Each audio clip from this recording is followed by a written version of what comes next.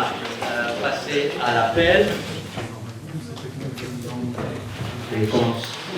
Alors donc, Catherine Bertin est remplacée, suppléée par Laurence Dos c'est ça? Voilà. Donc Daniel Boucher, il n'est pas arrivé. Christiane Casimajou, je l'ai vu. Didier Casimajou, je l'ai vu. Catherine Sosa. Dominique Clavier, il est là. Bernard Daney. François Doroy a donné pouvoir à Sylvie Portard. Jean-Marc Depuy. Mylène Doro. Bernard Dréau. Laurent Ducos. Patrick Expert a donné pouvoir à Jean-Marc Depuy. Catel Edzat. Laetitia Aubé. Thomas Filiatre. Maryse Fortinon. Michel Garat. Jérôme Gauthier. Non, il n'est pas arrivé.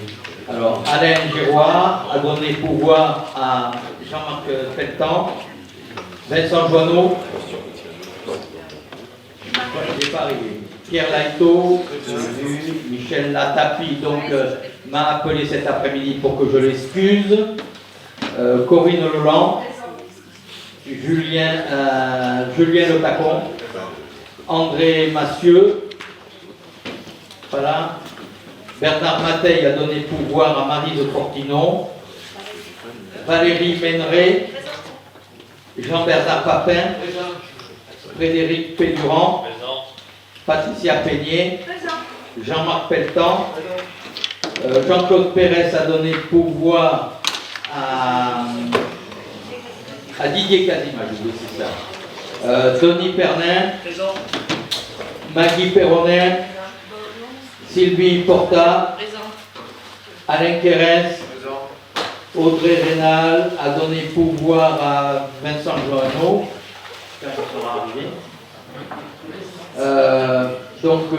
Denis Rennes. Françoise Sabatier-Querel. Jean-Patrick Soulet. Et Aline Téchonnet a donné pouvoir à Madame Sosa. Voilà, pour ce qui est de l'appel. Ensuite, donc, je vous propose ce soir, au poste ô combien important de secrétariat, Alain Quérens. Est-ce que quelqu'un s'oppose? Quelqu'un s'abstient? Donc, je vous remercie beaucoup. Nous allons passer en suivant sur les décisions du président. Les DIA, comme d'habitude, sont affichés ou vont être affichés à l'écran. Et je commence par les décisions du président. Voilà, alors, décision, voilà, Vincent, très bien. Décision 2026-01. Convention avec l'association Cani Musique dans le cadre de la nuit de la lecture. Il y avait un petit orchestre à cordes qui était là pendant la nuit de la lecture. Il paraît que ça a été très apprécié. Décision 2026-02. Convention avec l'association Cap Science pour permettre l'installation d'un planétarium. Décision 2026-03, abrogée suite à une erreur et on y viendra un peu plus loin. Décision 2026-04, signature du marché de déclaration de projet emportant la mise en compatibilité du PLU de Cérons et d'Ilas avec la société Kern Territoire pour un montant de 10 000 € hors taxe. Alors, ensuite, décision 2026-05, demande de subvention à la Banque des Territoires pour un montant de 20 000 € concernant l'étude préalable à la requalification d'une friche visant la création d'un pôle de santé et pôle de développement de l'entrepreneuriat. Décision 2026-06, demande de convention auprès de l'agence Adour-Garonne pour un montant de 4 850 € dans le cadre de la certification port propre. Décision 2026-07, signature du marché pour l'entretien des eaux usées et des eaux pluviales à la société La Populaire pour un montant de 24 785 € hors taxe sur la durée du marché. Décision 2026-10, signature du marché de maintenance, chaudière, chauffage et ventilation à la société IDEX pour un montant estimatif de 50 032 € hors taxe sur 4 ans.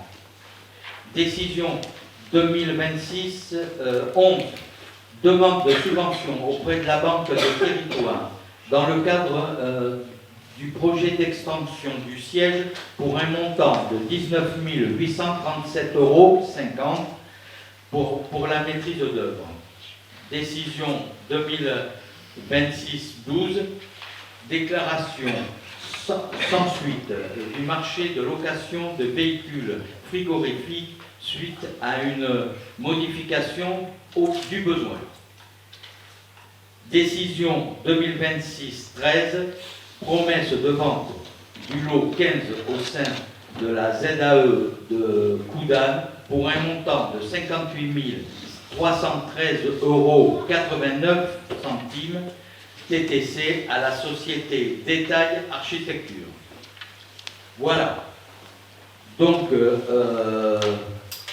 on va passer maintenant à l'approbation du PV du Conseil communautaire du 14 janvier 2026. Est-ce qu'il y a des remarques ou des observations faites par rapport à ça? Non. Donc je vous demande, chers collègues, qu'on passe à l'approbation. Donc vous prenez vos appels et puis vous approuvez ou pas. Le scrutin est ouvert.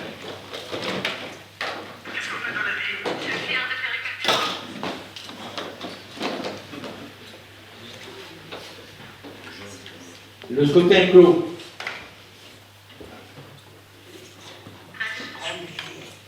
Pour 39 voix pour, je vous remercie beaucoup. Donc le premier point concerne la finance et sur le débat d'orientation budgétaire. Vous savez que ça fait 2 ans qu'on l'avait fait et cette fois-ci, donc nous allons le faire à 2 voix. Pour la raison suivante, c'est qu'on arrive donc à la fin du mandat, et il me semblait tout à fait naturel que le président, enfin sur la partie plus politique, fasse une déclaration préalable, et ensuite Dominique prendra le relais avec la partie chiffrée et qui rentre dans le cadre de ses compétences en matière de finances et économie. Voilà, alors le rapport d'orientation budgétaire 2026, le ROB, c'est un document politique à la base car il donne lieu à un débat d'orientation budgétaire. Je laisserai la présentation des chiffres au vice-président en charge de l'économie et des finances. Les 2 premières années du ROB, on attendait davantage l'analyse de nos services. Là, j'ai souhaité faire un point de transition entre nos 2 mandats, le mandat aujourd'hui et celui qui est à venir. Nous avons posé des engagements en 2020. Je souhaitais partager un bilan avec vous et je vous invite d'ailleurs à réagir pour alimenter le débat comme je l'ai toujours fait. On retrouvera comptablement nos différentes politiques publiques au sein de nos différents budgets pour identifier notre action. Ce n'est pas un message comptable que je veux livrer, mais une réflexion sur ce que nous faisons et sur ce qui pourrait être envisagé pour l'avenir. nous avions 4 grandes priorités. La première priorité, c'est développer le tissu économique par de nouvelles activités à valeur ajoutée et créatrices d'emplois. Attirer les nouvelles entreprises, c'est d'abord développer des zones d'activité sur des lieux stratégiques que notre territoire nous offre. La ZAE du pays de Podensac et au barycentre du pôle mobilité à venir de Sérons et de l'aire de l'autoroute de l'A62, soit 2 à 3 millions. Nous avons signé en 2025 une convention avec la SAFER qui est compétente sur les zones agricoles et naturelles et qui dispose d'un droit de préemption. Nous avons délibéré en 2025 pour classer en zone d'aménagement différé le secteur près de l'autoroute, très convoité par les entreprises, ce qui permet de figer les prix des terrains entre ces deux sites, soit environ 2 millions d'euros environ, qui sont en cours d'acquisition, avec l'EPF d'un côté et la SAFER de l'autre. S'ajouteront ensuite les travaux de viabilisation en cours d'estimation, mais dont nous savons déjà que nous devrons aussi assurer une partie des giratoires attenant avec le DPT de la Gironde, de le département. Ouais, DPT à chaque fois. Au total, les 4 millions d'euros au plan pluriannuel d'investissement ne sont pas de trop et pourront être réutilisés au gré des engagements et des opérations qui suivront et qui seront pas coûteuses, qui seront plus coûteuses car il faudra réinvestir sur des sites existants avec la loi ZAN, que tout le monde connaît. Ensuite, accompagner les entreprises existantes et soutenir les commerces de proximité. Ce sont les dispositifs France Active Nouvelle-Aquitaine et Gironde Initiative. L'aide à l'association du Club des Deux Rives qui rassemble des entreprises du territoire et c'est le soutien en lien avec la région, aide à l'immobilier d'entreprises notamment. J'ai été contacté par le référent conseiller régional en matière d'aide aux entreprises dites en difficulté et nous aurons avec certains de mes collègues donc prochainement une réunion de travail sur le sujet avec les élus et services de la CDC et de la région. C'est aussi accompagner les entreprises au travers de la charte des enseignes pour lequel un dispositif d'aide financière a été mis en place en 2025. Le tourisme était visé dans notre projet. Valoriser les équipements touristiques. C'est d'abord mettre en valeur au port de Cadillac et avec les croisiéristes qui accostent sur nos pontons dont nous assurons la gestion. C'est encore l'aire de camping-car de Cadillac que nous avons inauguré en 2025 et qui atteint déjà les prévisions de fréquentation. Promouvoir le territoire. On le fait aussi avec des actions en propre comme la route des vins ou l'événement Traverse autour de la Garonne que nous avons initié avec Bordeaux Métropole en 2025 et que nous allons poursuivre cette année encore.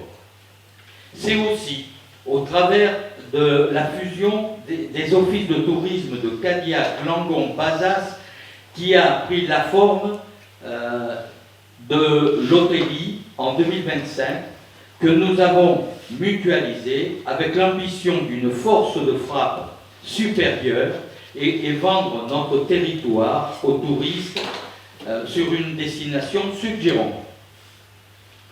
Il faudra veiller à un équilibre territorial des actions qui sont menées suite aux conventions de partenariat. L'agriculture était également citée.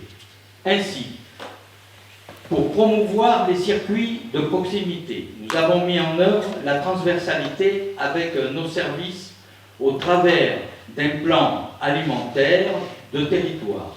Action que nous poursuivons encore ce jour. Le PLUI a été arrêté en septembre 2025. Il a permis de sanctuariser et de protéger les secteurs agricoles et naturels au travers des zones protégées, telles que la paix et l'ENP. Nous avons pu nous apercevoir que l'INAO veille au grain de toutes les matières sur les questions viticoles. Ça, on peut le vérifier, je peux vous dire fréquemment, n'est-ce pas, Alain? Deuxième priorité, aménager le territoire. La transition énergétique est un de nos objectifs. Un territoire à énergie positive, c'est un objectif assigné plus largement au travers du PCAET, Plan Climat, Air, Énergie Territoriale, pour lequel nous avons déjà réalisé et enclenché 78 des 125 actions recensées.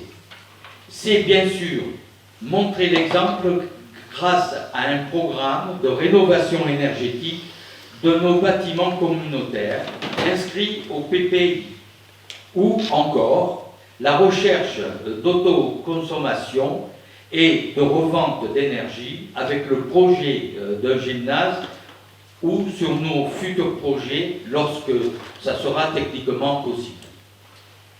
L'OPAH, signé en collaboration avec l'ANA, a permis ses vocations, celle de requalifier le parc de logement pour le rendre énergétiquement moins consommateur en énergie. Le guichet connaît quelques difficultés qui ne sont pas de notre fait, mais c'est un abonnement aux projets privés, abondé aux projets privés pour leur rénovation énergétique qui est très incitatif. L'environnement était aussi au cœur de nos préoccupations. Protéger la population des risques naturels, c'est bien sûr la gestion des milieux aquatiques et de protection contre les inondations, la GEMAPI, dont vous avez les communiqués régulièrement. Nous intervenons directement au travers des études et programmes ou indirectement avec les syndicats gestionnaires. Une innovation. Nous participons à un appel à projet européen qui vise à protéger nos forêts. Un système de capteurs couplés à de l'intelligence artificielle permet la protection d'une canopée de plusieurs hectares avec une intervention garantie du SDIS sous 15 à 20 minutes. Ce dispositif a vocation à être dupliqué à grande échelle. En effet, autant on ne peut rien ou presque rien encore contre les inondations, autant on peut éviter la propagation du feu de forêt avec un tel dispositif. L'enjeu est clair, nous souhaitons protéger le secteur autour de l'autoroute et nous sollicitons Monsieur le Préfet, dans le cadre de son pouvoir d'expérimentation, qui est dans les prérogatives de Monsieur le Préfet. Nous anticipons également à un autre appel à projet européen, dont le but est de tester en grandeur nature l'accélération de la repousse des bois après des incendies de forêt. En laboratoire, la croissance a pu atteindre plus de 30% selon les espèces testées. Affaire à suivre, bien évidemment. Protéger les espaces naturels. C'est une spécificité forte de notre territoire avec deux ENS, La Romée et l'île de Raymond. La portée pédagogique et sociale est remarquable et ces sites sont très très bien gérés. La question des déchets, quant à elle, a fait l'objet d'une réflexion à une échelle plus large avec le transfert au CEMOCTOM. Une échelle pertinente et plus sécurisante pour gérer ce délicat sujet des ordures ménagères. Nos recettes ne pouvaient plus couvrir nos charges et donc les investissements à venir. Le recours à la TOEM, à la TEOM, dont les taxes des ordures ménagères, devenait inévitable. Les mobilités ont posé des questions, dès le début de la mandature. Les mobilités sont multiples. On les retrouve sur les enjeux structurants, comme la gare de Sérence et les autres plateformes de connexion, notamment que nous avons ciblées au PLUI et au PPI. La mobilité, c'est maintenant aussi plus de 700 000 euros de versement mobilité de nos entreprises versés au Sud Gironde Mobilité pour offrir les lignes régulières et le transport à la demande.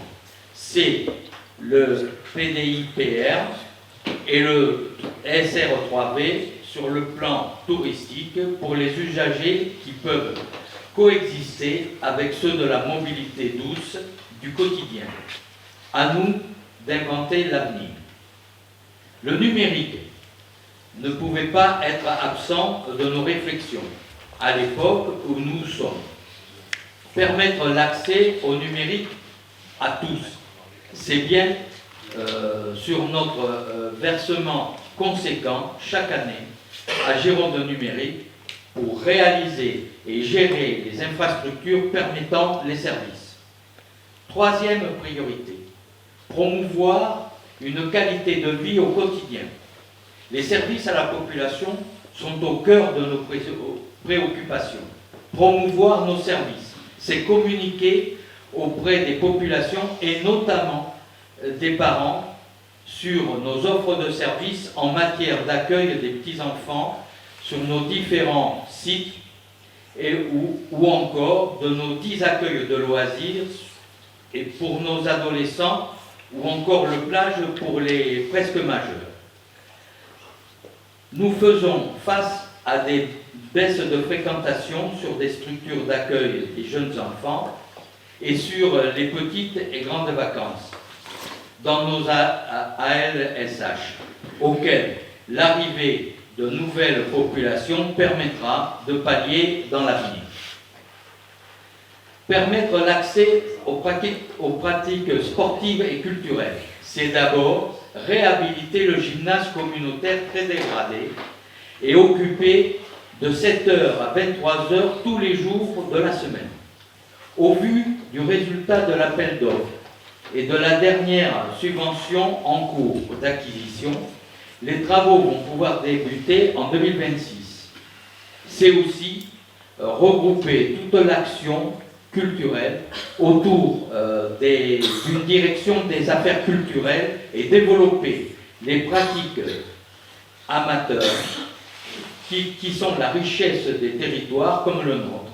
Le projet est rédigé, il atteindra il attendra la nouvelle mandature pour prendre tout son plein effet.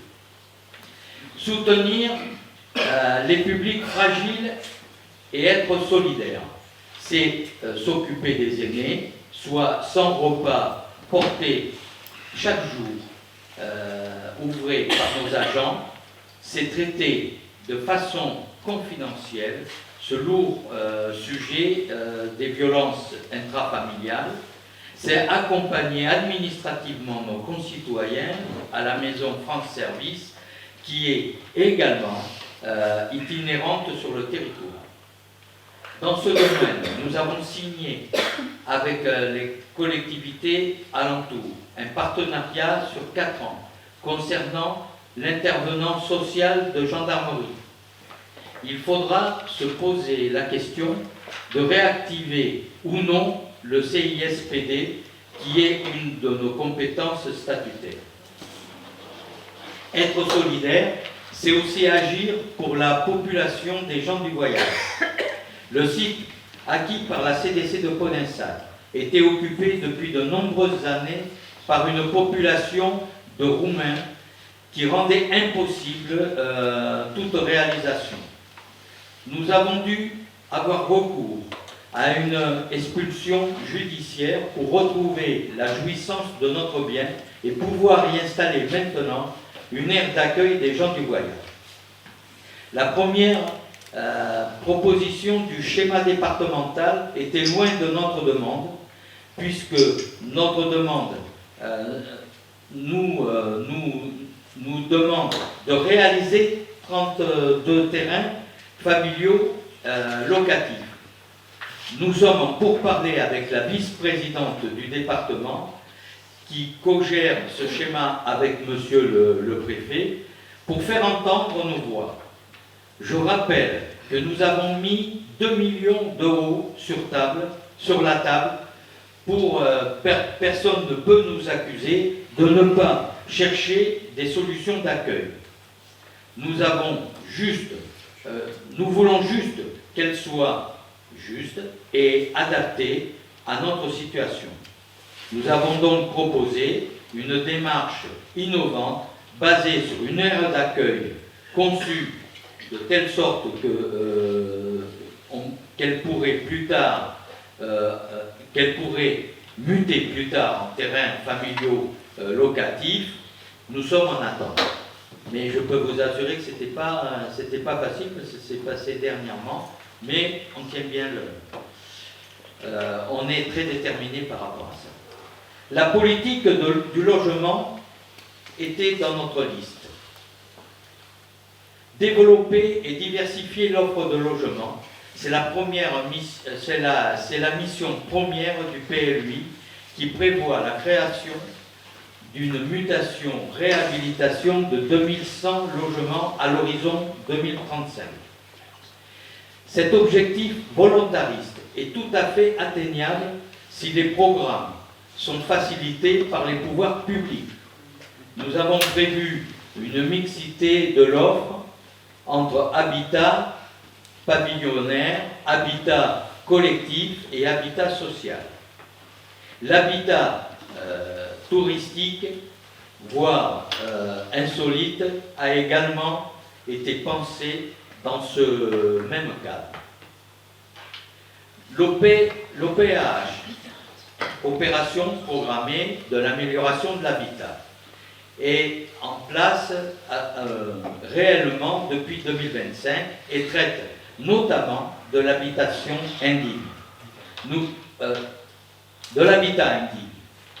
Nous accompagnons l'ANA financièrement et pour l'animation réalisée par Solia et pour l'aide aux investissements.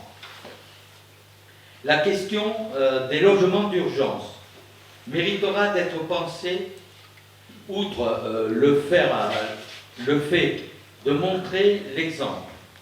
La portée de cette action est très limitée à notre échelle territoriale et une collaboration avec la mission locale pourrait être réfléchie pour être cohérent avec notre politique en faveur de la jeunesse de manière globale. Je soumets à la réflexion. L'écoute des différents acteurs du territoire était dans nos objectifs de mandat. Connaître les attentes des populations, c'est sonder les usagers de manière régulière pour notre réseau de lecture publique, nos accueils de loisirs, notre offre de mobilité et dans le cadre de l'étude sur la gare de Séronce, c'est communiquer et échanger avec les entreprises du territoire au travers de nos actions et d'être en lien direct avec la mission locale des deux rives, notamment sur la question de l'emploi des jeunes. C'est bien sûr concerter la population dans le cadre de l'élaboration du PLUI ou encore la gestion des déchets ménagers. C'était enfin l'énorme travail sur la centralité que nous avons mené dans le cadre du dispositif Petite Ville de demain.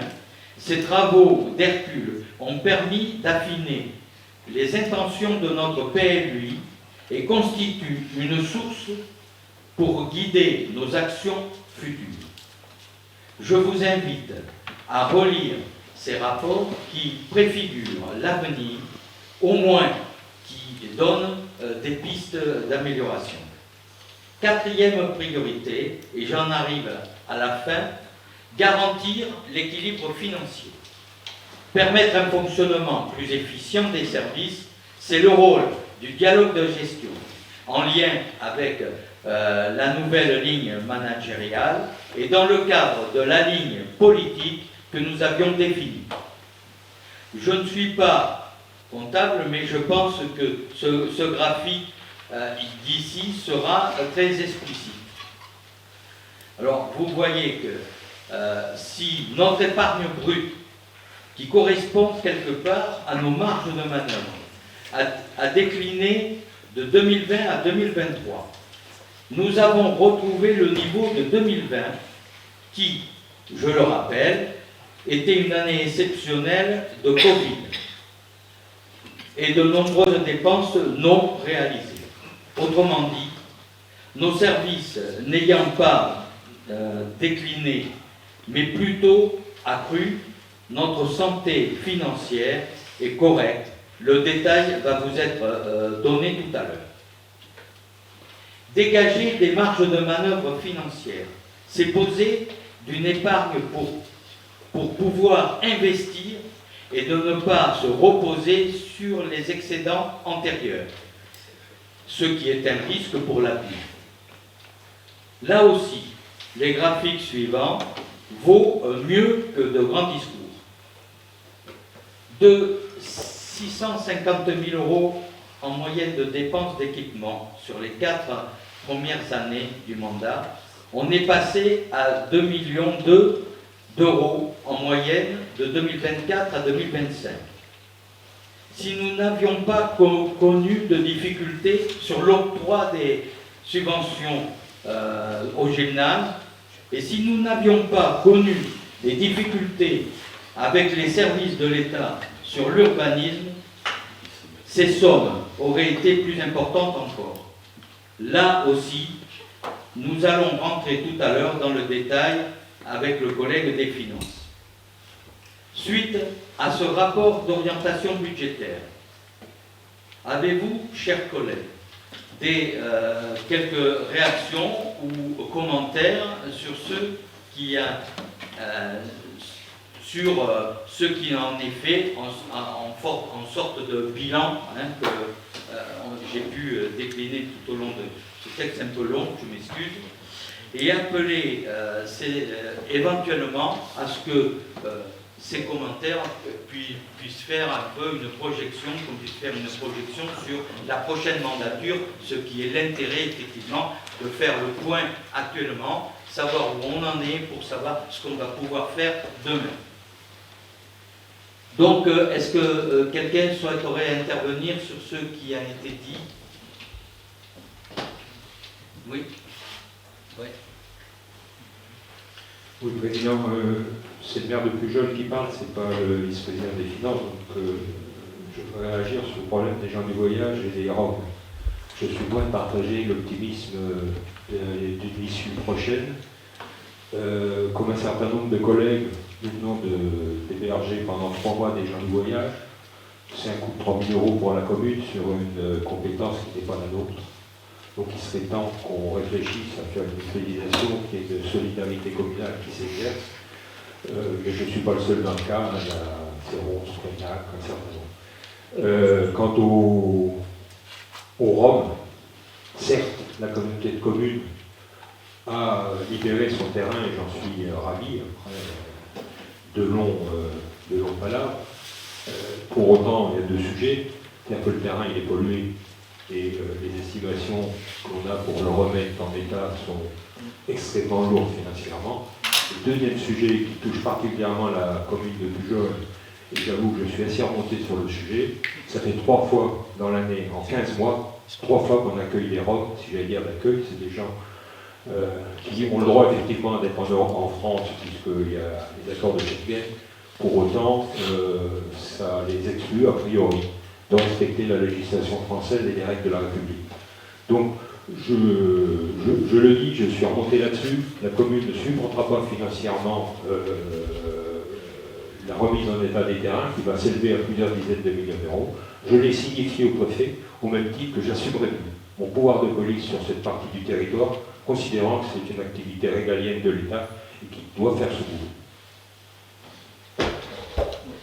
La réaction est tout à fait recevable et on comprend effectivement les difficultés de cet accueil un peu intempestif et notamment des Roumains, parce que enfin, sans être discriminant, ça devient très compliqué. Et donc j'espère que bon, le sous-préfet t'accompagne. Mais c'est d'autant plus, enfin, oui, mais c'est d'autant plus important ce qu'on a eu dans une réunion dernièrement, donc au département, enfin c'était au département je crois, avec la responsable, enfin, la vice-présidente responsable de ce sujet pour le département. Il y avait les services de l'État qui étaient présents. Et c'est vrai qu'au début, la réunion, je dois l'avouer, a très mal commencé, ce qui nous a amené, n'est-ce pas Alain, à réagir un petit peu vivement, pas agressivement, mais vivement. Et donc là, on est revenu, parce que je peux vous dire que des TTM, c'est pas des gens faciles. Et donc, il faut arriver à les convaincre, mais la tâche n'est pas aisée, je peux vous le garantir. Mais on s'est dit qu'on n'allait rien lâcher, qu'on poursuivrait avec la même détermination et la même conviction. On est prêt, nous, à faire une aire, enfin, il nous semble important d'avoir une aire des gens du voyage, et ça serait à Baudinsac, mais c'est vrai que, comme tu le disais, Dominique, il va falloir dépolluer. Dépolluer, ça va nous coûter entre 500, au moins 500 000 euros. Enfin, de dépollution, au moins. Alors, je ne dis pas, je ne peux pas vous donner le chiffre supérieur. Et après, d'avoir, puisqu'il y a eu des propositions qui ont été faites en ce sens, des aires familiaux pour les gens du voyage, mais là aussi, j'espère qu'on va progresser. Il y a des possibilités, notamment sur Prégnac. Ils y sont depuis combien, 25 ans, si j'ai bien compris. Et puis on nous dit que là où ils risquent d'être gênés, c'est la proximité avec l'autoroute. Vous voyez, il y a 25 ans qu'ils y sont, eux, ils ne se plaignent pas. Mais l'État, eux, ils se plaignent pour eux. Alors, bon, c'est vrai que moi, je rejoins totalement la réaction de Dominique, parce que ça devient très difficile à assumer, et surtout pour nous, les responsables locaux. Est-ce qu'il y a une autre quelqu'un d'autre qui voulait intervenir sur le schéma politique qui a pu être tout à l'heure, que j'ai pu vous dire tout à l'heure? Non? C'est clair pour tout le monde. Voilà, et j'espère que ça nous permettra d'entrevoir une mandature à venir plus florissante encore. Donc je vais passer la parole donc, à mon collègue premier vice-président en charge de l'économie et des finances, qui va nous faire une lecture chiffrée de la situation financière de notre CDC, qui n'est pas, enfin, ça c'est la opinion, mais qui n'est pas si mal que ça, mais qui fait appel quand même toujours à une certaine vigilance. Voilà, je te passe la parole, Dominique. Ça marche. Oui, bonsoir à toutes et à tous. Excusez-moi de cette digression sur les gens du voyage, mais c'est un sujet sur lequel je ne lâcherai pas. Donc on va revenir à fameux Rome. Donc vous avez eu une vision politique, je resterai dans un cadre, j'allais dire comptable, économique, j'essaierai de ne pas faire de commentaires. Je rappelle quand même que l'Europe n'est même pas une obligation que l'on a, hein, on pourrait ne pas le faire, on n'est pas dans les collectivités qui ont une obligation de le faire, pour autant on s'y attache par souci de transparence, et puis quelque part c'est aussi un travail utile parce que c'est le début d'un travail de processus budgétaire qui commence avec les dialogues de gestion, qui se poursuit par l'Europe, qui sert effectivement à alimenter la construction d'un budget. Donc ce ROB est un document particulièrement important.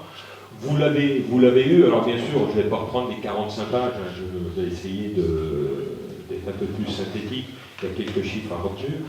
Je me suis permis, vous avez donné consigne qu'on laisse les phrases surlignées en jaune, c'est peut-être un peu scolaire, universitaire, c'était pour, dans un document qui est un peu épais, c'était pour attirer l'attention de votre sagacité sur ces points qui nous semblaient les plus importants. Excusez-moi d'avoir pris cette liberté. Donc, la première étape, on parle du contexte économique et politique incertain, on va être assez court là-dessus, dire qu'on est dans un monde qui va bien, effectivement, c'est pas d'actualité, on sait que malheureusement, on est une période peut-être charnière, peu importe, qui va être compliquée, et donc surtout on n'a pas de visibilité, parce que Trump éternue les droits de l'homme, pas de 100% à 200%, et j'aime pas c'est les meilleurs, donc on est dans une situation compliquée, qui a forcément des répercussions très rapides sur nos territoires. Quand on parle des droits de douane américains pour la viticulture, c'est quelque chose qui de suite se traduit chez nous sur un secteur qui déjà n'est pas en bonne santé. Donc, le contexte mondial est morose pour dire, puisque de toute façon le PIB ne bouge pas beaucoup, donc ça veut dire que l'économie ne produit pas tant de richesses que ça, et donc ce n'est pas porteur. On peut faire aussi, pour revenir au niveau français, sans faire de politique, on a une dette qui nous plombe, on en sortira, je ne sais pas comment, mais celle-là nous plombe, et à tel point qu'effectivement l'État cherche des recettes et a de tendance à faire la poche des collectivités territoriales, de manière des fois un petit peu cachée. Donc, j'en profite de dire, ce document il a été fait avant que le budget soit voté. Il y a 2-3 informations qui ne sont plus d'actualité, puisque le budget a été voté, mais on n'avait pas les éléments. Donc, il faudra prendre ça en compte. Ce qu'on peut dire quand même, sur le plan français, c'est qu'on a un certain nombre de concours de l'État, de concours financiers, qui était basé sur, effectivement, l'inflation des bases ou ce qui mettait dans les bases. C'est-à-dire qu'on a bénéficié sur des bases des taux d'inflation, là, je lisais 7,1 en 2003 et 3,9 en 2024. Donc quand vous montez les bases, et ça c'est pas à notre main, effectivement, sans changer pour autant le pourcentage que vous prenez dessus, effectivement, vous générez du profit. Ça, c'est fini. C'est-à-dire que là, maintenant, on va être sur des bases qui vont bouger, peut-être, qui vont suivre l'inflation. C'est-à-dire qu'on va prendre 1 sur les bases, et quand on prendra 1 d'inflation, ça fera 0. Donc ça, c'est un point qui me semble important de signaler. Après, on le verra par après, il y a la diminution des compensations de l'État, qui, à un moment, dit je vais compenser à hauteur de 50%, puis finalement, l'année d'après, dit non, mais je vais compenser qu'à 25%. C'est compliqué de gérer comme ça. Et la caractéristique de ce dogme, la difficulté, c'est qu'en fait, je dis que c'est un dogme bien fait, c'est pas parce qu'on y a participé. On a par exemple eu le dogme du pôle territorial. C'est un brouillon de budget, c'est pas un dogme, il n'y a pas d'analyse. Ce qu'on a cherché à faire dans ce dogme, c'est effectivement un point fixe à 2025, où on en est, et essayer de projeter à 2029. Alors, c'est un exercice à haut risque, il faut garder beaucoup d'humilité là-dessus, c'est ce qui nous semble logique à date, on dégage une tendance, et ce qu'il faudra faire dans les années qui viennent, c'est voir si la tendance se confirme ou pas. Si c'est pas, comme je pense que ça ne sera pas forcément dans le bon, si ça améliore, il n'y a pas de souci. Si ça a dégradé, ben, ça veut dire simplement qu'il faudra rectifier le tir, donc il faudra qu'on soit en contrôle continu, et je pense qu'à date, aujourd'hui, au niveau de notre collectivité, on a les instruments de gestion qui nous permettent au moins d'avoir une sérénité sur la visibilité. Ça veut défendre une sérénité sur les solutions, mais on sait où on en est. Donc, voilà ce qu'on peut dire d'une manière générale, un environnement qui n'est pas, allez, on va dire favorable. Point barre, faut le savoir, en espérant que ça ne devienne pas ultra rugueux, hein, parce que ça pourrait l'être. Hein. Donc, je vais passer là. Ouais, vous êtes en avance, cher ami. Non, c'est la première. Ouais. Alors ça, c'est presque le péché originel. Le péché originel, parce que vous voyez qu'en 2020, le bâton est très haut. C'est-à-dire que c'était au moment où on percevait de la taxe d'habitation. La taxe d'habitation, vous voyez que c'était un montant extrêmement significatif. Et celui-là, c'était le pouvoir de taux des collectivités territoriales. C'est-à-dire qu'on avait un petit peu la possibilité, en sachant raison garder, de faire progresser notre recette, et on était, j'allais dire, maître d'œuvre. La taxe d'habitation ayant été supprimée par le président Macron, l'État a dit on va vous compenser avec la TVA. Et là, c'est là où ça devient un peu plus scabreux. Il y a qui compense, mais c'est l'État qui a la main.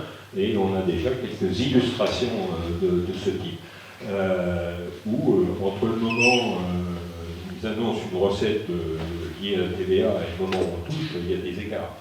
C'est en 2024, on a eu un écart entre l'annonce et ce qu'on a touché de 230 millions. Donc c'est pas neutre. Donc j'atterre là-dessus parce que ça c'est vraiment, je dis péché originel parce que c'est un changement de philosophie dans les finances locales, c'est-à-dire qu'on perd la main. Voilà. De manière objective, hein. C'est même pas une lecture politique, c'est on perd la main. On va vous donner le détail, on va passer à la slide numéro 2. Alors tout ce qu'on acquérait, hein, c'est pas des nouveautés, c'est dans votre document. C'est dans votre document. Donc là, c'est le détail. Alors, on a mis détail des recettes fiscales. On a quand même changé le titre parce que sur le document que vous avez reçu, ça s'appelle part des impôts modulables. Le côté modulable m'a un petit peu gêné, c'est du modulable qu'il faut quand même expliquer parce qu'il n'est pas modulable à notre main. Il ne faut pas se tromper de sujet. Donc, la première grosse masse, c'est les 3,6 millions qui sont les taxes foncières. Les taxes foncières, il y a 3 volets. Il y a la taxe foncière des ménages, sur la partie que la CDC impacte, qui est la part des communes. Il y a la taxe d'habitation, parce qu'on en perçoit encore un petit peu sur les résidences secondaires notamment. Et puis, il y a la taxe des entreprises, c'est la CFE. Donc on ne va pas faire le débat, vous savez que la CFE est un des sujets qui a été un petit peu challengé dans le paysage récent. Pour autant, on ne peut pas faire un procès d'intention aux collectivités locales. On n'a que deux leviers, celui-là de la CFE et puis la taxe sur les ménages. Donc à un moment, il faut quand même savoir prendre des responsabilités politiques. Je ne vais pas faire le débat sur la CFE, mais juste une chose, ce qu'on appliquait en base de CFE, on avait des bases de CFE convergence garante, qui étaient les plus basses du département avec la communauté et la rurale entre deux. On appliquait les bases. C'est un choix. Donc voilà ce qu'on peut dire sur ces recettes fiscales. Donc les autres recettes fiscales, il y a deux volets là-dedans. Il y a deux volets. Il y a un volet, puisqu'on a 9 millions, il y a 3,8 millions. C'est les ordures ménagères, parce que maintenant c'est une recette. Alors, parallèle de ça, c'est une dépense. Hein. C'est 3,8 millions, ça rentre d'un côté, ça sort de l'autre. Elle est fléchée quelque part. C'est une recette fléchée qui vient régler la facture de Sémoctom. Et puis, il y a 4,7 millions de fractions de TVA. Donc 4,7 millions de fractions de TVA, quand vous n'avez pas forcément la main dessus, un petit écart, vous prenez 100 000, 200 000, 300 000, 400 000, comme qui rigole. D'autant plus que quand on parle de fraction de TVA, l'État ne nous a pas donné un montant de TVA, il nous a donné un quantième de la répartition de la TVA. Ce qui suppose aussi qu'il faudrait que l'économie tourne très fort pour que le montant perçu de la TVA soit important. Ce qui n'est pas non plus le cas de figure le plus vraisemblable. C'est-à-dire qu'on va être avec une TVA qui va sans doute être un peu à plat. Donc, quand on dit modulable, alors effectivement c'est modulable, hein, la TVA. Mais ne nous trompons, ce n'est pas nous qui allons moduler. Je crains que nous craignons tous que ça soit un petit peu compliqué de ce côté-là. Est-ce qu'il y a des questions au fil de l'eau? Parce que on ne va pas. Mais c'est les deux grosses masses sur effectivement les recettes fiscales. Alors, on continue. Alors, ça c'est comment se décompose effectivement la dotation globale de fonctionnement. Il y a deux masses, c'est-à-dire qu'on a une dotation de l'intercommunalité qui pèse 829 000, quelque chose près, puisque le global c'est 1,3 million, et la dotation de compensation qui fait la différence. Là aussi, vous avez l'explication de comment c'est calculé. Alors, ça fera un moment de détente. La dotation d'intercommunalité. Le montant total de la dotation d'intercommunalité est égal à la somme entre le complément et le montant de dotation d'intercommunalité calculé. Base plus péréquation plus garantie moins traitement. Ok? Donc, non mais, il faut le savoir. Les finances publiques et les finances des collectivités et écoles, c'est plein de choses comme ça. Sauf que là, c'est de la littérature, mais il y a des chiffres derrière. Quand on commence à parler des traitements, on peut commencer à se faire un petit peu de soucis. Donc, pas de chose de particulier à dire là-dessus, corriger. Donc, vous passez le total des recettes de fonctionnement.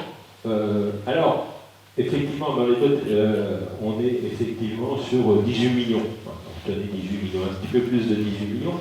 Vous voyez qu'entre 2024, il y a une marche. La marche, c'est effectivement le CMOCTOM, les cotisations. On rentre la recette. Avant, on était sur des budgets annexes, ça ne rentrait pas. Donc là, ça rentre effectivement. Alors, on pourrait dire qu'il faut le neutraliser, mais ça fait partie du budget. Encore une fois, je le redis, c'est 3,8 millions, il rentre et ressort. Mais c'est ce qui explique la montée d'un seul coup. C'est pas qu'on a eu quelque chose d'imprévu, mais c'est la conséquence qui est relativement finalement neutre de ce côté-là. Pour le reste, vous voyez que quand on a projeté 2026, 2027, 2028, 2029, on est soft, hein, on ne cherche pas, on essaye. Et encore une fois, l'exercice est, j'allais dire, périlleux parce que il peut se passer plein de choses qui peuvent nous échapper. Mais c'est quand même là-dessus où on se base pour finalement.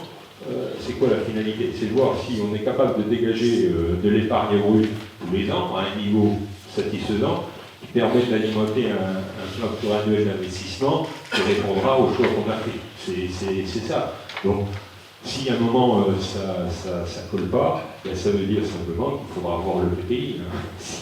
Parce que la fiscalité, vu les leviers qu'on a en main, la fiscalité qui est dans la main des intercos comme des communes est finalement très limitée et on atteint vite les limites. Hein, c'est pas, on le voit. Donc, on va passer effectivement. Alors là, on retrouve le global, les 18 millions, vous voyez. Il y a les 13 millions dont on a parlé. Il y a 3,6 millions de subventions participation. Je pourrais vous donner le détail, mais c'est intéressant. Là-dedans, dans les dotations, qu'est-ce qu'il y a d'important? Il y a les dotations d'État, 2,150 millions. Il y a aussi la CAF, qui est un financeur, mais je crois qu'on l'a déjà dit, la CAF, c'est 1,250 million qui apparaît là-dedans. Hein, c'est leur participation à nos crèches, centres de loisirs et autres, où on est affilié par la CAF. C'est-à-dire que si on n'avait pas la CAF, on ne sait pas faire ce genre de politique. Oui. Oui, une question qui revient juste un peu en arrière concernant le CMOCTOM, puisqu'on a fait une première année d'exercice, donc on a eu la facture du CMOCTOM, j'allais dire, et on a eu les recettes de la TOM. Est-ce que ça correspond? Est-ce qu'il y a des plus, des moins? Pour le moment, on n'a pas d'information que ça ne correspond pas, ça colle. Donc quand ils auront arrêté leur budget, on verra si effectivement le montant appelé, parce que c'est ça, couvre la facture, c'est ça, a priori il y est, et voir s'ils dégagent un résultat ou pas un On ne résultat. sait pas aujourd'hui.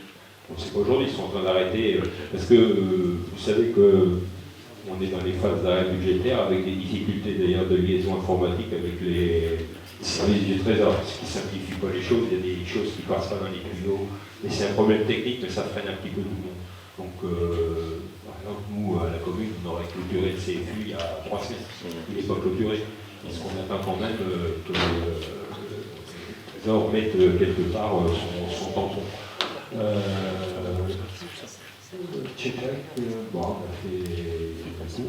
Donc effectivement, vous voyez l'évolution 23.6, encore une fois, c'est ça je vais dire qu'il faut se pas, mais qui est la donne principale qui change. Allez. Alors, ça c'est la répartition graphique. Alors, on a rajouté on met fiscalisé 70.5. Oui, c'est la fiscalité locale, c'est classé comme ça, en termes de nomenclature. Pour autant, je rappelle, je disais tout à l'heure, que dans cette fiscalité locale, il y a 4 millions, 3,7 de TVA. Donc c'est de la fiscalité locale, comment dire, indirecte.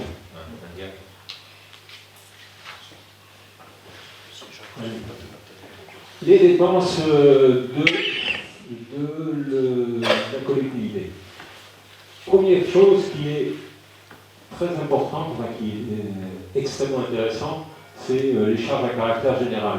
C'est-à-dire qu'aujourd'hui, on est dans une maîtrise de nos charges à caractère général, voire les avoir fait reculer, puisque on annonce, oui, on était 2,3, 2,5, on va terminer 2025, c'est arrêté dans les tuyaux, un petit chouïa de plus de 2 millions, après c'est la projection avec des investissements.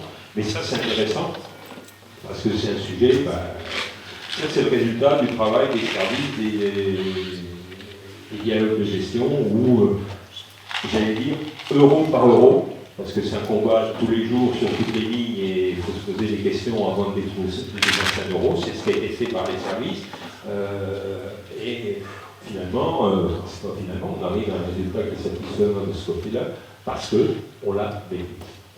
Voilà. Donc, je crois qu'il faut le souligner. Donc, dans les autres charges de gestion, on retrouve 3,8 millions de octobre, pour un total de dépenses à 7 millions, 7 millions. N'hésitez pas à poser des questions, si je vais trop vite, mais comme on a eu un préalable assez charpenté, on va continuer l'analyse de ces charges. Alors, autre sujet qui est important, c'est les charges de personnel. C'est un gros budget, grosso modo. Ce que vous voyez, c'est qu'en 2024, on est à 6,2 millions, 2025, on est à 5,8 millions, pour faire des arrondis, parce que l'organigramme n'était pas rempli à plein, donc, ce qui n'est pas forcément une bonne nouvelle. Je le dis souvent, je préfère avoir un organigramme où tout le monde est à sa place et qu'on a toute l'ingénierie disponible, ce qui n'est pas le cas actuellement et ce qui peut nous coûter dans le timing de cadencement de sortir des projets. Donc on est à 5 788 et on repart sur des bases.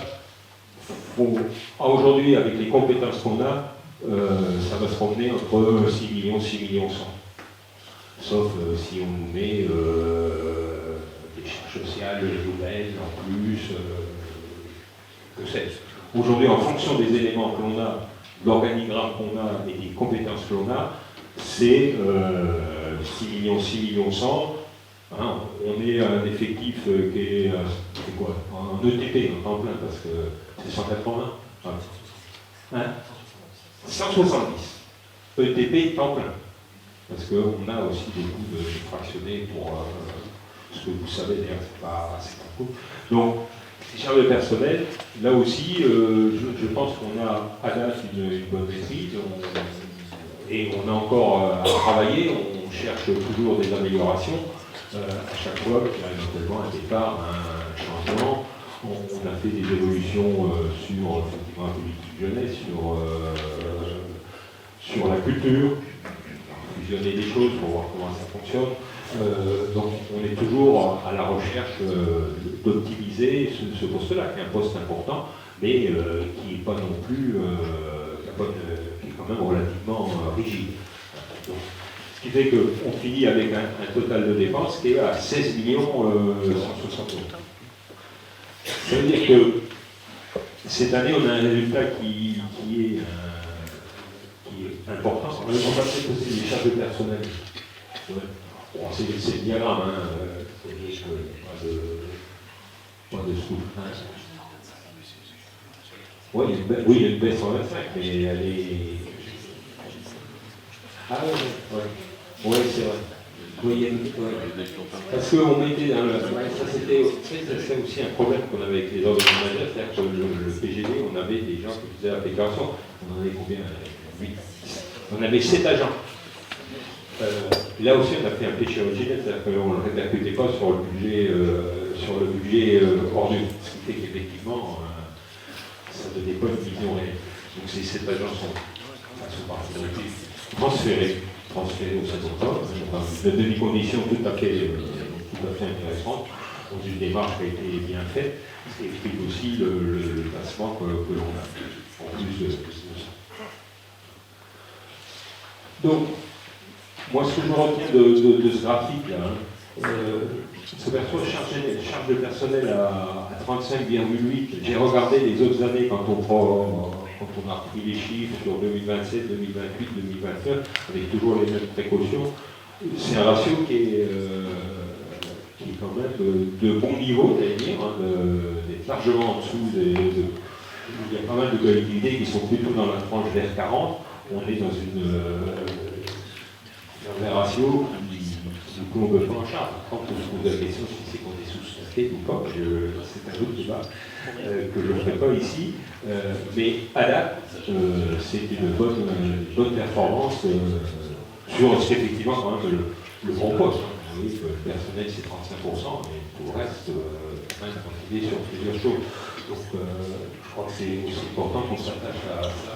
Je n'ai pas de commentaire particulier sur cette structure de dépenses de fonctionnement. Je crois que le président en a parlé, donc je ne vais pas reparler derrière le politique. Juste, effectivement, on a eu un effet ciseau, un terrible effet ciseau, qui est corrigé.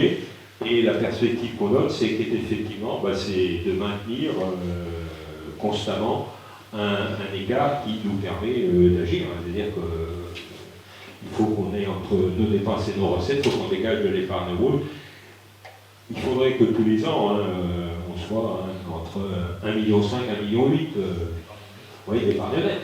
C'est-à-dire l'épargne brute, c'est effectivement un résultat, mais l'épargne nette, c'est l'épargne brute moins la dette. C'est pas faux. Compris. Donc il faut qu'on soit... c'est ça qu'il faut se dire, hein, si on veut être dynamique dans nos actions, quelles qu'elles soient, l'économie, du social, tout ce que vous voulez, il faut que raisonnablement, on tourne sur une épargne nette à 1,5 million, 1,7 million, 1,8 million si on peut, mais surtout pas en dessous. Surtout pas en dessous. Surtout pas en dessous. Alors, ces graphiques, c'est effectivement les seuils d'alerte. On est bien, hein, il n'y a pas... Alors le trait rouge, effectivement, c'est 7%. Hein. Quand on est en dessous de 7%, effectivement, là, ça devient dangereux et il faut commencer à regarder ce qu'on va arrêter. Vous voyez qu'on est plutôt sur 10, hein, qui est le seuil, on va dire d'alerte. Je pense que le mot il est un petit peu fort, c'est le seuil où il faut être extrêmement vigilant. Dire bon, on ne peut pas aller en dessous. On est pas mal, mais on ne peut pas aller en dessous.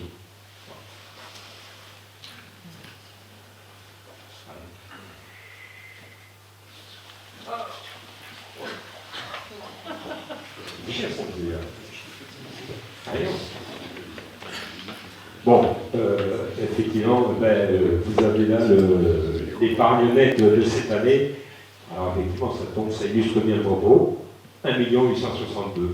Donc on est dans une épure qui est forte, hein, parce que vous voyez que après, On annonce un 268, un 306, un 484 et on monte à un 719. C'est un exercice périlleux, mais quand on descend à 1,2, on est bien en dessous de ce que je dis à 1 ou à 1,5 ou ce qui me semble ce qui serait bien de pouvoir toujours maintenir. Donc il faut travailler sans cesse là-dessus.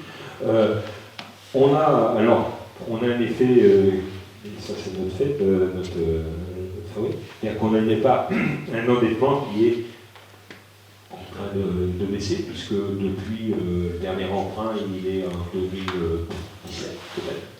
On n'a pas emprunté, donc forcément, mécaniquement, on descend. Ce qui est très très intéressant, parce qu'il y a deux choses qui nous calculent. On peut mener notre programme d'investissement, on en parlera. Les années qui viennent sur 3 ans, c'est 12 millions, hein, on peut parler de quelque chose comme ça, sans emprunter. Et en 2029, on finit avec une dette qui est à 2 millions d'euros. On n'aura pas emprunté d'ici là. 2 millions d'euros pour une collectivité comme la nôtre, c'est un seuil, on peut encore le descendre un peu, mais s'il fallait, peut-être qu'on peut renclencher si besoin. C'est pas l'objet, mais on est dans une situation où l'endettement est terriblement diminué. C'est stratégiquement quelque chose qui est important.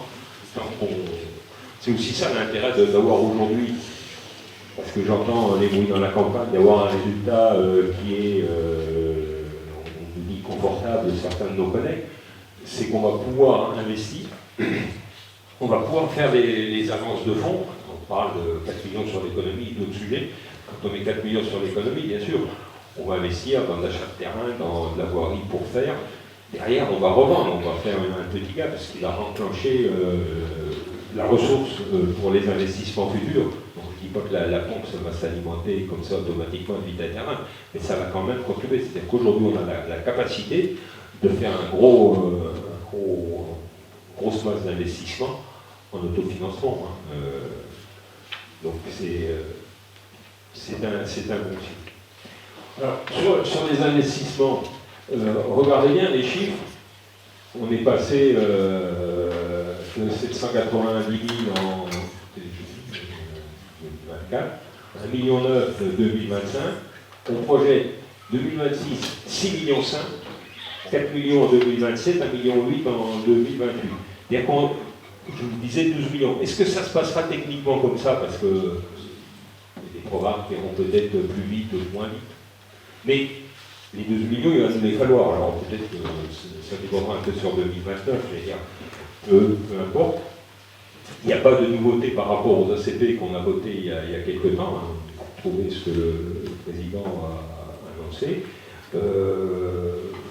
Donc c'est plutôt quelque chose qui est bien corrigé, bien tenu.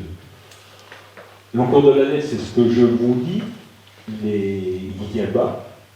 Et le graphique du dessous, il illustre parfaitement. Hein. C'est-à-dire qu'il y a un seuil d'alerte à 12 ans. C'est-à-dire que quand on considère qu'une collectivité a plus de 12 ans d'endettement, c'est-à-dire que ces gens-là ont investi, au bout de 12 ans, ils n'ont pas remboursé, et ils vont être obligés de réinvestir parce qu'il y a des trucs ou des biens sur lesquels ils ont investi qu'il va falloir faire des travaux. Donc à 12 ans, et ça je partage assez cette analyse, c'est-à-dire il faut qu'on soit moins de 12 ans parce que si vous faites un gymnase, on va le faire en 2026, je pense qu'avant 2038, il faudra redonner un coup de pinceau, faire des sols ou quelque chose comme ça. Donc il faut vraiment que vous soyez en dessous de 12 ans. Alors effectivement, aujourd'hui on est à 2 ans. Enfin, 2 ans. C'est-à-dire que le jeu, hein, c'est un calcul théorique, c'est-à-dire je prends toutes les parts brutes que je dégage et je le consacre à la dette. Vous faites 1,8 million, vous avez 2 millions de dettes, il faut 1 an et quelques. Bon, c'est un peu un calcul théorique, mais c'est très vrai qu'il faut le surveiller celui-là.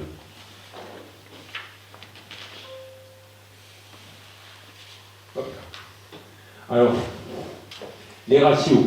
Alors, moi, je suis à la fois un type de ratio à condition qu'il y ait un benchmarking qui permette de se comparer à des structures identiques. Et ça, on ne l'a pas parce que on a des ratios, c'est des ratios nationaux. Donc, il faut se méfier de ça, parce que si on ne sait pas ce qu'on compare, ça n'a pas de sens. Dire je suis bon, je suis mauvais. Ce qui est intéressant, c'est plutôt de voir l'évolution linéaire 2022-2023, comment on évolue sur la fiscalité, sur les dépenses d'équipement, comment on grandit. Les dépenses d'équipement, on passe de 57 € par habitant en 2005, cette année, c'est ce qu'on a fait. Si on projette notre PPI, qu'on fait ça par le nombre d'habitants, et qu'on passe à 172 €, c'est-à-dire qu'on investit 173 € pour être précis, dès 2026, 128, donc on descend. On a cette capacité, avec par exemple aussi la dette par habitant, qui n'est pas une dette monstrueuse, puisqu'elle ne peut pas être monstrueuse, puisque notre dette globale est basse. Quand on la divise par le nombre d'habitants, il y a peu de collectivités à date qui ont une dette aussi faible. Donc voilà un peu ce qu'il y a dans ce plan. Moi je ne suis pas... Bref, vous avez le document, si vous avez des questions, on va s'attacher à y répondre, mais n'hésitez pas à revenir, même après, je veux dire, ça, j'ai pas compris, vous voulez un éclaircissement. Le DGS, Marina Claver, responsable des finances, ou moi-même, on répondra. Nous, ce qu'on cherche, c'est la transparence, on n'a rien à cacher. Ce que je peux dire aujourd'hui, c'est qu'effectivement, sur ce mandat, les finances ont été assainies. Après, on peut discuter des orientations qui peuvent être données, mais j'allais dire, il y a de l'argent dans la caisse, ne faisons pas n'importe quoi, mais on a la capacité à faire le programme d'investissement qu'on vous a présenté. Après, la mandature suivante, est-ce qu'elle aura des autres orientations? La seule chose qu'on sait, c'est qu'ils partiront avec une situation financière qui est, j'allais dire, saine. Il faut être prudent. Elle est saine, on n'est pas open bar. Encore une fois, la situation autour de nous nous incite à être extrêmement vigilant. Je ne dis pas prudent, c'est pas de l'austérité, mais il peut y avoir des retournements d'économie. Il y a aussi quelque chose que je voulais vous dire, c'est que quand on a établi les premiers PPI avec Laurent, on se disait, on bâtisse nos PPI en disant, sur un investissement, on va prendre une norme de 60% d'aide. Vous savez que dans les textes, je ne les ai jamais lus, mais on disait un investissement peut être subventionné jusqu'à 80% et la collectivité doit au moins mettre 20. On n'est plus à ces 80. On a fait un PPI, les premiers étaient à 60. Je pense qu'il faut se préparer à faire des PPI et des investissements en disant qu'on aura 30, entre 30 et 50. Il faut être réaliste, il faut se dire les choses. C'est pas la même chose. C'est pas la même chose. Le président parlait tout à l'heure des ronds-points. C'est un gros sujet. On fait des aires économiques. Il faut pénétrer dedans, il y a des règles à respecter, donc faire. Comme ça coûte 700 000 €. Avant, on pouvait avoir 60-70 par le département. Si on a 30, vous voyez le solde qui reste. Et il y a un autre sujet aussi. Le gymnase, c'est 1,8 million. 1,8 million. Quand on a commencé à travailler dessus, on tablait sur une aide du département 200, 300 000. Aujourd'hui, sans faire de commentaires, le département n'est plus en mesure d'assurer ça. Il nous dit que vous aurez 10 000 € sur le fonctionnement. Je vous le dis comme je pense, c'est juste un scandale.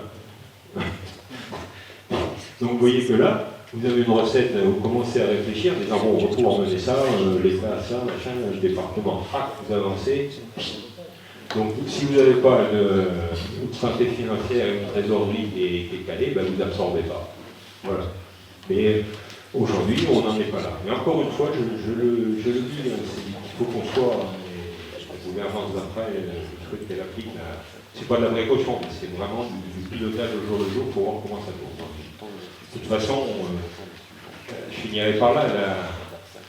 La semaine dernière, c'est la première présidente de la Cour des comptes, lors où je dirige la juridiction, disait un État trop endetté est un État asphyxié. Donc on est quand même dans ce L'État asphyxié ne va pas donner beaucoup de ressources. Voilà ce que je voulais vous dire sur. Nous voulions vous dire sur Rome. Effectivement, vous avez un peu de lecture.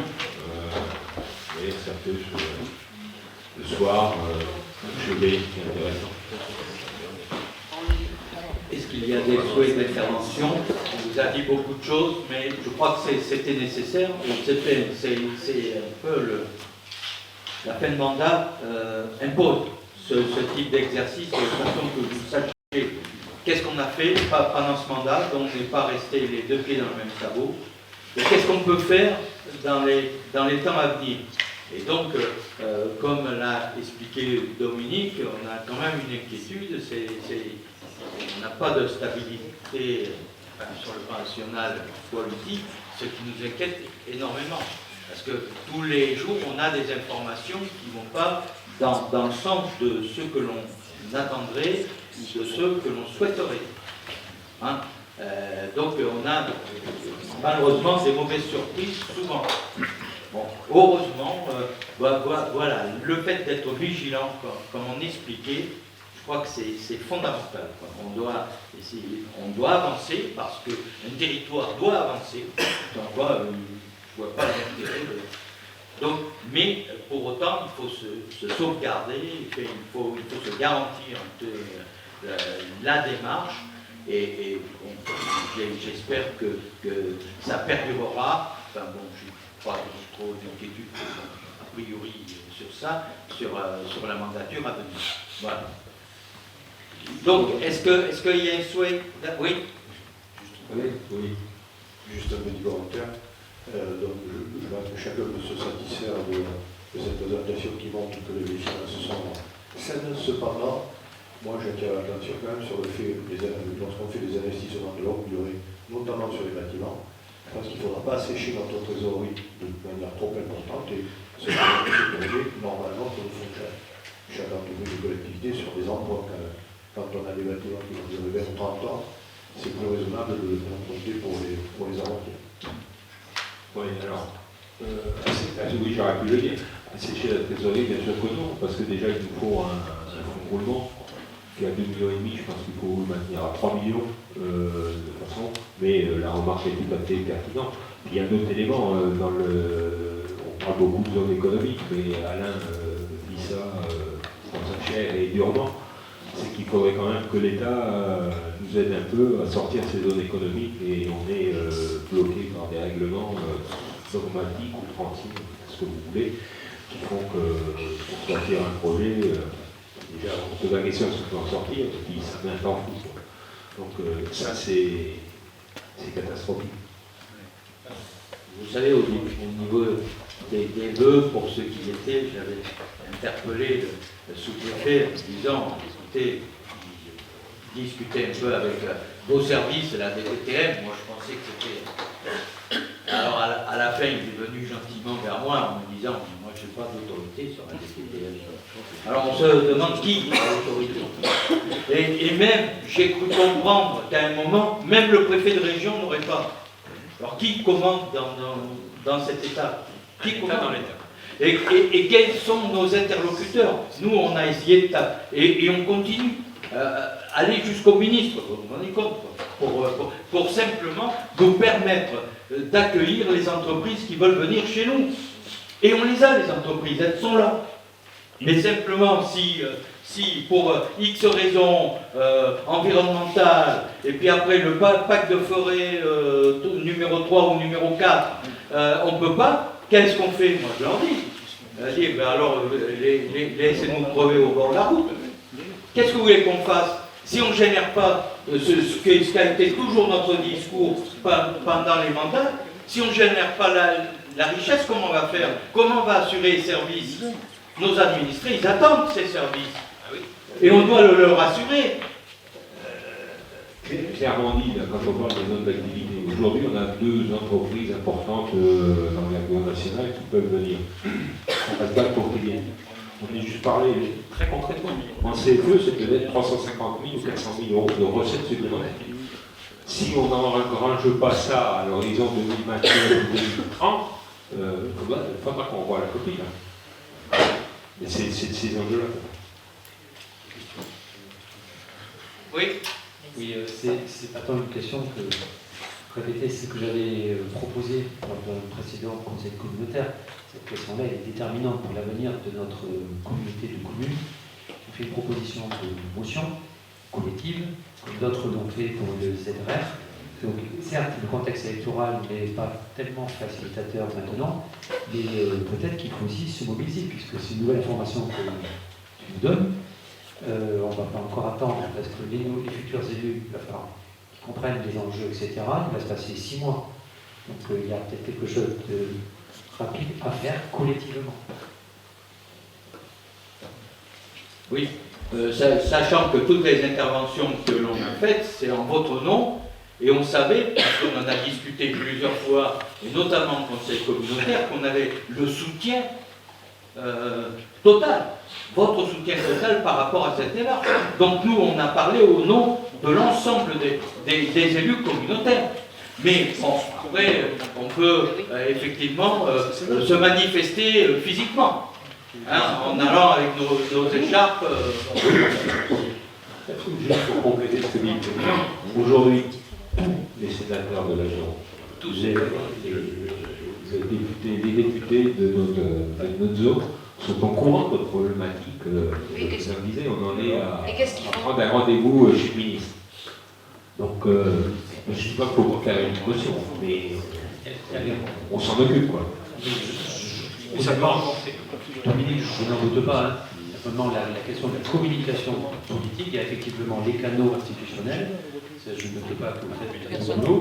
C'est nous, c'est l'effet masse, c'est l'effet communication qu'il nous faut faire dans la presse, faire remonter cela, parce que c'est inadmissible qu'on ait la techno qui prenne la main sur des choix politiques mesurés que nous faisons collectivement. Mobilisons-nous tous.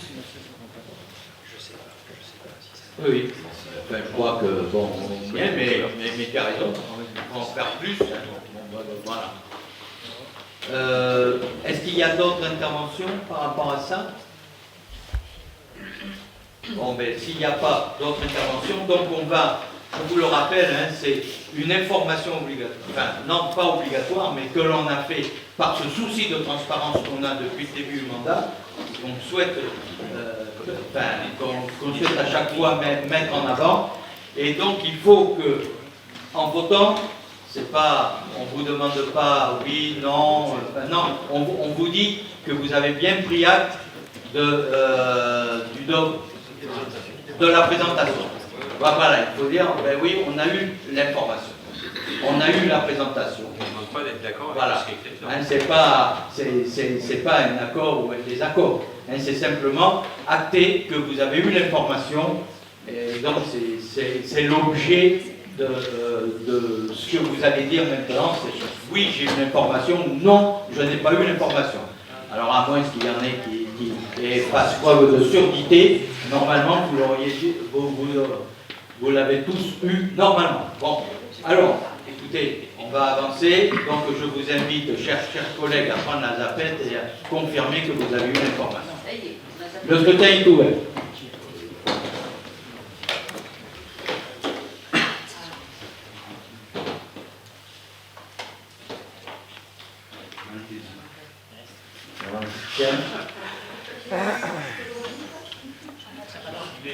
Jean-Patrick qui appuie. Voilà, le scrutin est clos. Et donc, je vous remercie. 40, donc vous avez tous entendu, c'est parfait. Bon, donc nous allons poursuivre notre...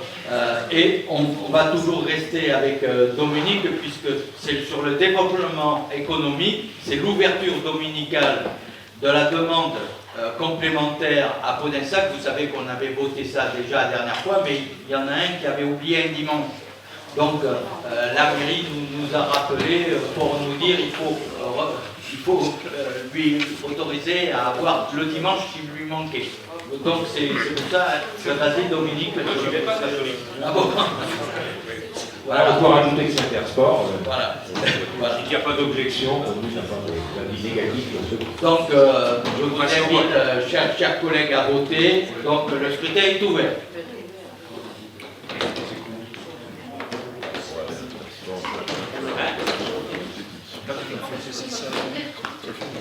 pouvez changer Madame Yolande, donc c'est pas donc c'est pas culturel. Oui, oui, Yolande, tu vous peux changer. Vous pouvez faire la C'est corbeille. un geste manqué, ça. Appuie sur la corbeille et puis tu recommences. Ouais, non. Voilà, le scrutin est clos, donc 40 pour, je vous remercie beaucoup. Non. Ah bon? J'ai vu 40. Oui, c'était la première vote, Président, c'était pas Ah bon. le résultat. Là, donc, Une abstention. une abstention. Donc ça n'a pas marché. Donc. Ah oui, mais tu veux. Ouais, d'accord. Ok. C'est un lien constant dans ces votes. Voilà. C'est bien les gens qui sont constants. Oui, oui. Mais c'est très bien. Urbanisme. Report de la période de concertation concernant la déclaration du projet comportant mise en compatibilité numéro 2 du PLU de la commune de Portes, et je passe la parole à mon collègue Alain Quérès. Merci Président, bonsoir à tous, j'ai oublié de le faire tout à l'heure. Oui, on revient donc sur cette déclaration de projet. Donc, vous savez qu'on s'est déjà prononcé sur ce sujet. Donc, le PLU en vigueur de Portes inclut le secteur de carrière du NG. Le carrière a demandé donc une expansion de cette carrière, dont une partie importante de 5 hectares étant un espace boisé classé. Et afin de pouvoir autoriser cette extension, en fait, le projet avait été soumis à la date du 30 septembre 2025 à la mission régionale d'autorité environnementale, la GREAL, qui nous a répondu donc qu'il est nécessaire, qui transmet en fait à la MRAE, et qui nous a répondu que comme c'était une mise en compatibilité qui avait les mêmes effets qu'une révision, puisqu'on modifiait le PADD par la réduction de l'espace boisé classé, en fait, on avait besoin donc d'effectuer une évaluation environnementale. On s'était déjà prononcé donc, par délibération le 17 décembre pour définir les modalités de la concertation qui est obligatoire dans ce cas-là, en rappelant les objectifs, la durée, les moyens de s'informer. Mais au regard de la nécessité d'apporter des éléments de complétude au dossier environnemental, en fait, la concertation initialement prévue, qui était prévue du 26 janvier 2026 au 27 février, doit être reportée à une date ultérieure. Donc en fait ce soir, on vous demande d'approuver ce report et on redélibérera pour refixer une période de concertation tout simplement quand le dossier sera complété. Voilà, et donc on va dire que l'avis pendant le public sera communiqué dans le journal, ainsi qu'en mairie, ainsi que dans l'ancienne CDC, et publié donc pour recueillir les actes. Voilà. Question? Non? Donc je vous invite à voter. Le scrutin est ouvert.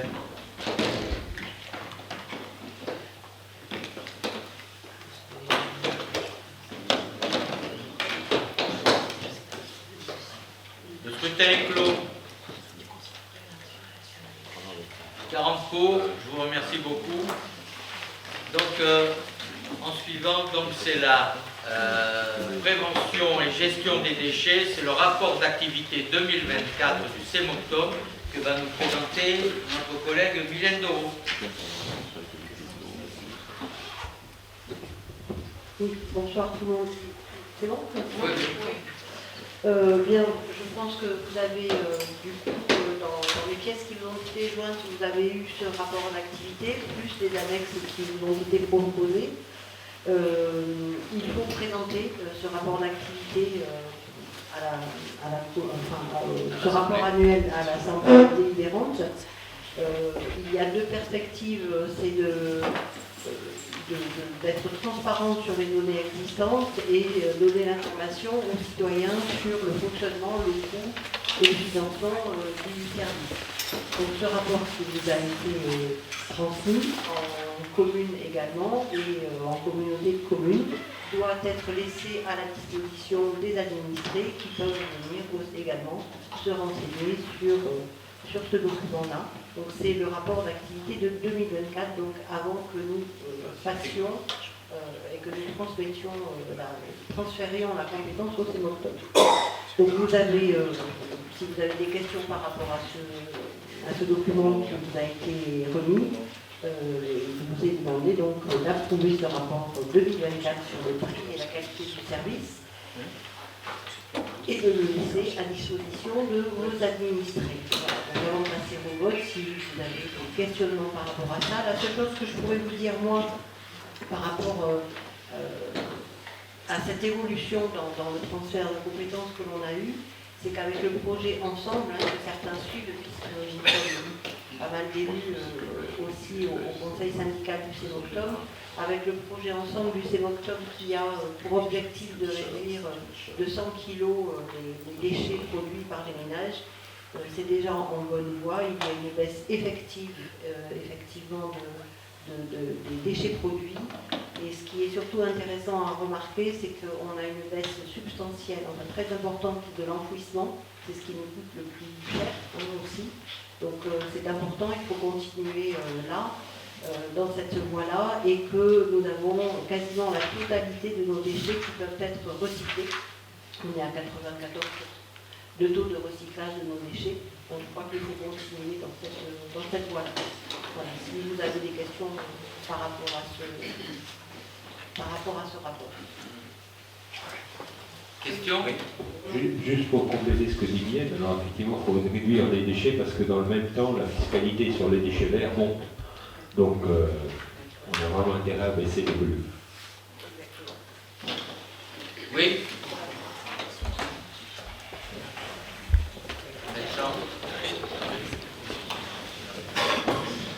Oui, je fais juste un retour du conseil syndical. Il nous a été montré que les perspectives de diminution des déchets étaient confrontées aussi à certaines limites. Notamment, on a la question des emballages, qui restent néanmoins, certains emballages restent néanmoins très importants, puisque les usagers font beaucoup d'efforts, les filières font beaucoup d'efforts. Il en demeure pas moins qu'il y a une production d'emballages, et notamment d'emballages qui viennent de l'étranger, qui ne sont pas soumis à la fiscalité, qui sont très importants. Et ça mériterait aussi que si les territoires et les familles font des efforts, que la législation évolue en la matière sur la fiscalité des emballages et qu'on puisse produire moins d'emballages dans notre pays.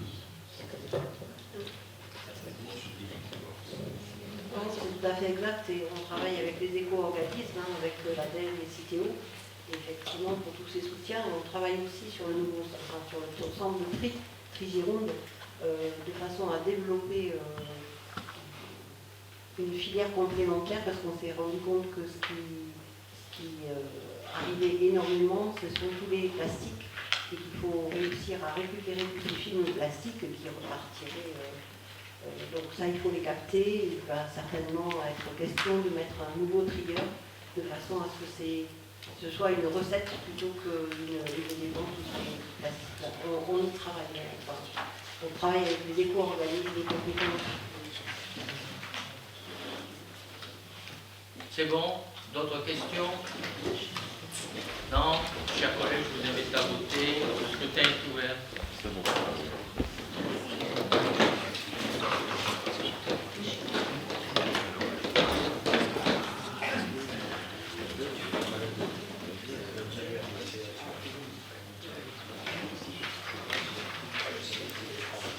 Voix pour.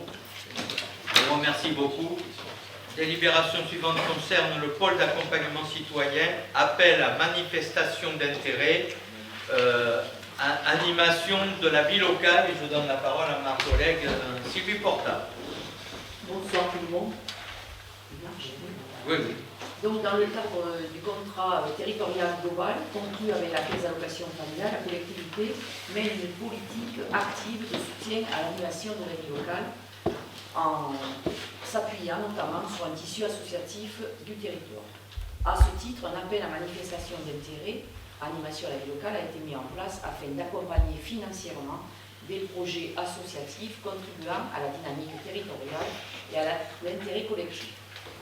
Au regard des résultats positifs des précédentes éditions et de l'intérêt manifesté par les associations locales, il est donc proposé de reconduire l'appel à manifestation d'intérêt, animation de la vie locale, pour 2026.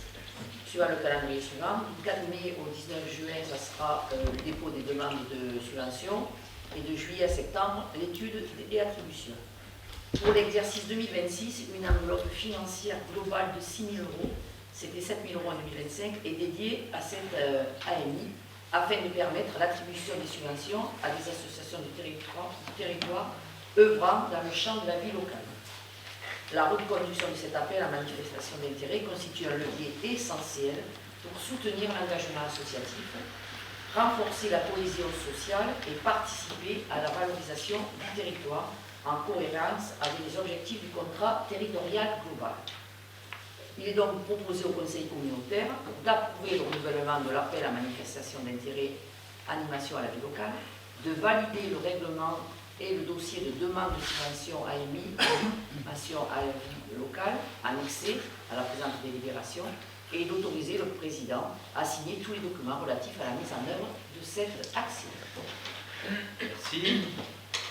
Est-ce qu'il y a des questions? Non.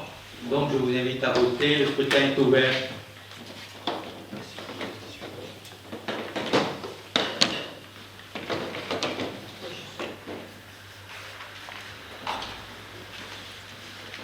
Le scrutin est clos. 40 voix pour, je vous remercie beaucoup. Réseau de lecture publique, modification du règlement intérieur. Je passe la parole à notre collègue Jérôme Gauthier. Merci, bonsoir à toutes et à tous. Donc, au premier point, il s'agit de modifier deux points dans le règlement intérieur du réseau de lecture publique. Le premier point concerne les mineurs de 12 ans pour qu'ils puissent renouveler leur abonnement. En fait, quand ils s'abonnent pour la première fois, il faut que les parents soient là, mais on souhaiterait que il n'y ait pas nécessairement la présence des parents pour le renouvellement, parce que autrement, vous savez, c'est compliqué de faire des adolescents dans ce genre d'endroit. Donc l'idée, c'est que la présence n'est pas obligatoire dans le cadre d'un réabonnement. Et deuxième élément, donc, c'est la réinscription d'un règlement intérieur d'un forfait de 15 € pour les retards d'ouvrage, pour la perte d'ouvrage, parce qu'en fait, il existait avant, qui n'existe pas dans le règlement intérieur. Donc tout simplement, pour réinscrire dans ce règlement intérieur donc, cette pénalité de 15 €. Vous imaginez que ça fait de nombreuses relances, c'est-à-dire appliquer l'équivalent de 100 jours de retard, ce qui laisse un temps suffisamment conséquent. Il s'agit donc de valider les deux modifications de la Des questions? On ne peut pas réduire le délai de 100 jours Parce qu'il y a tous des procédures entre les uns et les autres. Parce qu'ils ont déjà parfois un mois ou 2 mois, et après, voilà, 100 jours, ça fait 3 mois. Par exemple, l'été, on laisse 2 mois aux gens pour les laisser tous les vacances. Donc après, on est obligé de faire le même règlement, de ne pas adapter le règlement pour soi-même.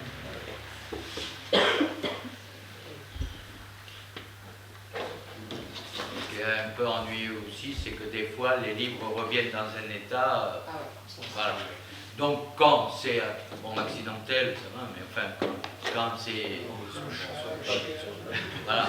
Donc, à ce moment-là, il faut... C'est normal. Surtout que, par ailleurs, il y a une gratuité quoi, concernant ça. Donc, ils prennent un peu attention aux livres qu'on leur prête. Bon, donc, s'il n'y a pas d'autres questions, je vous invite à voter. Le scrutin est ouvert.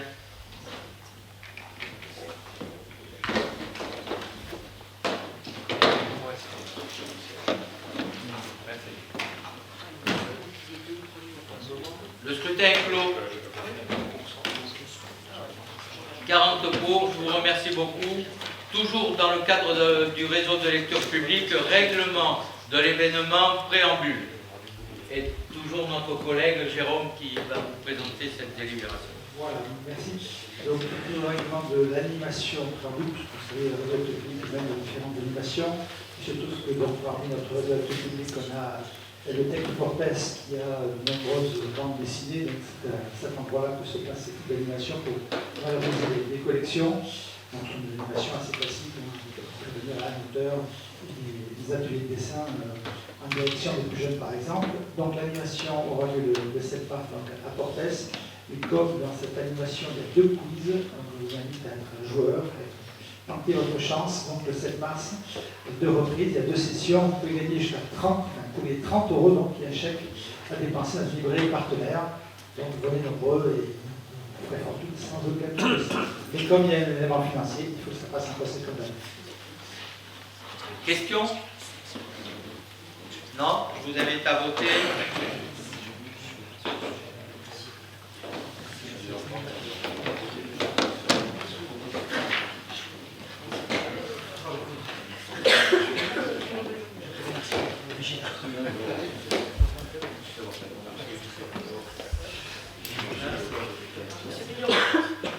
Monsieur Pédurand, voilà, le scrutin est clos. Merci. Donc 40 voix pour, dernière délibération, ressources humaines, protection sociale complémentaire des agents, je crois que vous en avez déjà un petit peu parlé. Donc par une délibération du 19 décembre dernier, nous avons délibéré sur une protection sociale complémentaire des agents. Il a été délibéré que les agents devaient adhérer à un contrat groupe prévoyance ou de santé pour bénéficier de la participation employeur.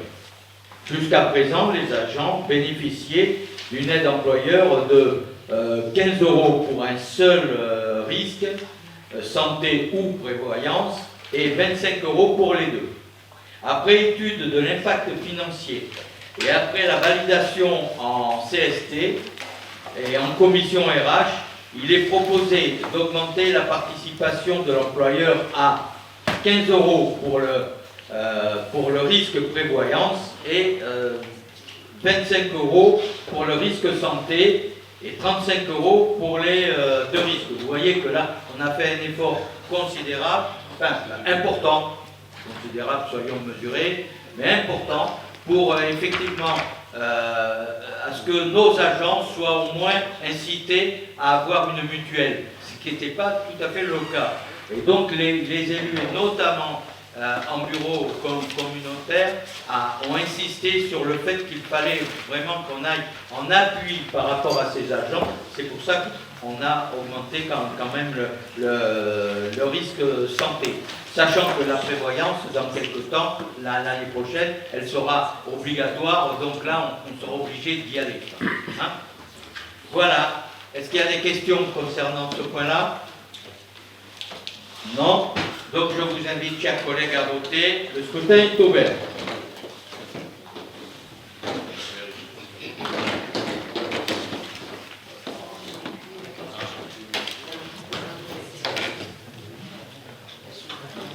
Le scrutin est clos. 40 voix pour, je vous remercie beaucoup. Donc on a épuisé l'ordre du jour. Je vous remercie beaucoup. Ça a été un peu long, mais...